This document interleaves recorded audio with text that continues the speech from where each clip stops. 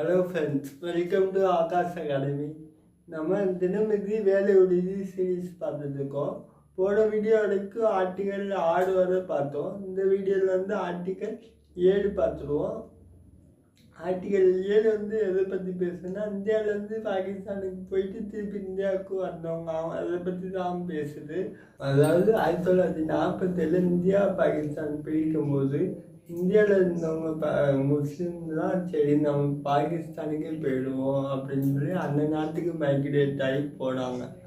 ஆனால் அவங்கெல்லாம் அவங்க அங்கே போன பிறகு தான் தெரியுது நம்மளோட வீடு எல்லாம் நம்மளோட அடையாளம் எல்லாமே இந்தியாவில் இருக்குது.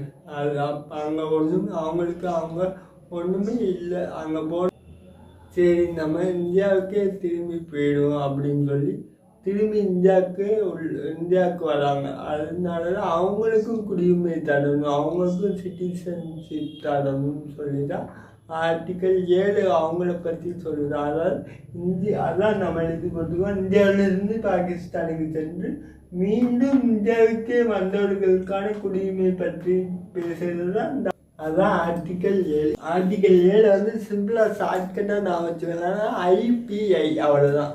இந்தியா டு பாகிஸ்தான் மீண்டும் இந்தியா, IPI அப்படி நான் வச்சுக்கிட்ட இந்த 3 லெட்டர் நான் வச்சுக்கிறனால நம்ம மைண்ட் வந்து ஓகே இந்தியாவிலேருந்து பாகிஸ்தான் திரும்பி இந்தியா அப்படின்னு நான் வச்சுக்கிட்டாலே ஃபுல்லாக படிக்கணும்லாம் தேவையில்ல. IPI ஆர்டிக்கல் 7 தான் IPI அவ்வளோதான்.